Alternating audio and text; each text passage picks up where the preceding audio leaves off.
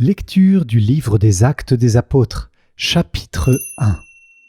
Bienvenue, chers amis, dans cette nouvelle vidéo où nous allons écouter ensemble cette lecture du livre des Actes des Apôtres. Si vous n'êtes pas encore abonné à la chaîne, cliquez sur le bouton s'abonner juste en dessous de la vidéo. Et nous commençons notre lecture. Livre des Actes des Apôtres, chapitre 1. Cher Théophile, dans mon premier livre, j'ai parlé de tout ce que Jésus a fait et enseigné depuis le moment où il commença, jusqu'au jour où il fut enlevé au ciel, après avoir, par l'Esprit Saint, donné ses instructions aux apôtres qu'il avait choisis. C'est à eux qu'il s'est présenté vivant après sa passion. Il leur en a donné bien des preuves, puisque, pendant 40 jours, il leur est apparu et leur a parlé du royaume de Dieu. Au cours d'un repas qu'il prenait avec eux, il leur donna l'ordre de ne pas quitter Jérusalem, mais d'y attendre que s'accomplisse la promesse du Père. Il déclara : « Cette promesse, vous l'avez entendue de ma bouche. Alors que Jean a baptisé avec l'eau, vous, c'est dans l'Esprit Saint que vous serez baptisés d'ici peu de jours. » Ainsi réunis, les apôtres l'interrogeaient.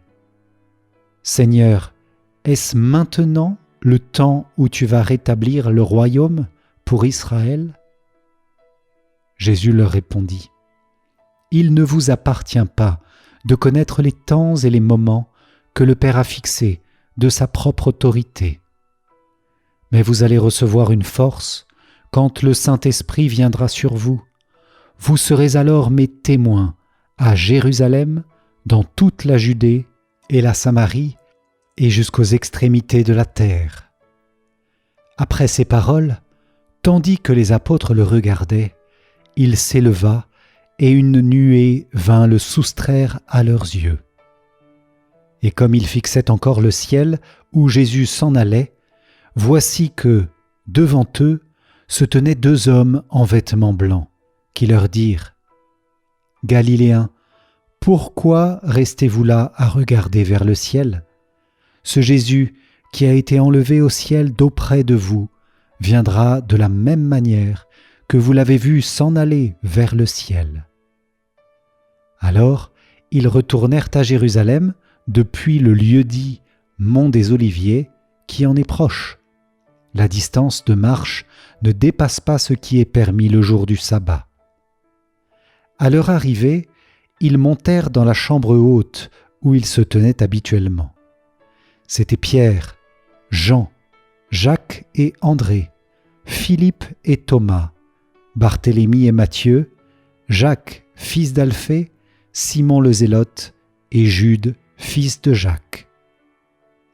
Tous, d'un même cœur, étaient assidus à la prière, avec des femmes, avec Marie, la mère de Jésus, et avec ses frères.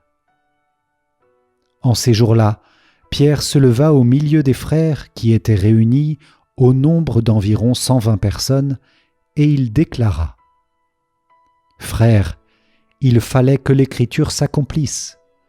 En effet, par la bouche de David, l'Esprit Saint avait d'avance parlé de Judas, qui en est venu à servir de guide aux gens qui ont arrêté Jésus. Ce Judas était l'un de nous et avait reçu sa part de notre ministère. Puis avec le salaire de l'injustice, il acheta un domaine, il tomba la tête la première, son ventre éclata et toutes ses entrailles se répandirent. Tous les habitants de Jérusalem en furent informés, si bien que ce domaine fut appelé dans leur propre dialecte Akeldama, c'est-à-dire domaine du sang. Car il est écrit au livre des psaumes que son domaine devienne un désert et que personne n'y habite, et encore qu'un autre prenne sa charge. Or, il y a des hommes qui nous ont accompagnés durant tout le temps où le Seigneur Jésus a vécu parmi nous, depuis le commencement, lors du baptême donné par Jean, jusqu'au jour où il fut enlevé d'auprès de nous. Il faut donc que l'un d'entre eux devienne, avec nous, témoins de sa résurrection. On en présenta deux, Joseph, appelé Barsabas, puis surnommé Justus, et Matthias. Ensuite on fit cette prière. Toi, Seigneur, qui connais tous les cœurs, désigne lequel des deux tu as choisi, pour qu'il prenne, dans le ministère apostolique, la place que Judas a désertée, en allant à la place qui est désormais la sienne. On tira au sort entre eux, et le sort tomba sur Matthias, qui fut donc associé par suffrage aux 11 apôtres. Parole du Seigneur. Nous rendons grâce à Dieu. Amis, d'avoir regardé cette vidéo et suivi cette lecture audio. Je vous invite dès maintenant à liker la vidéo, à vous abonner si ça n'est pas déjà fait, à télécharger dans la description ou sur le i comme info mon guide des 10 textes essentiels de la Bible. Pour moi, je vous dis à très bientôt pour le chapitre 2 des Actes des Apôtres. Soyez bénis. Ciao, ciao.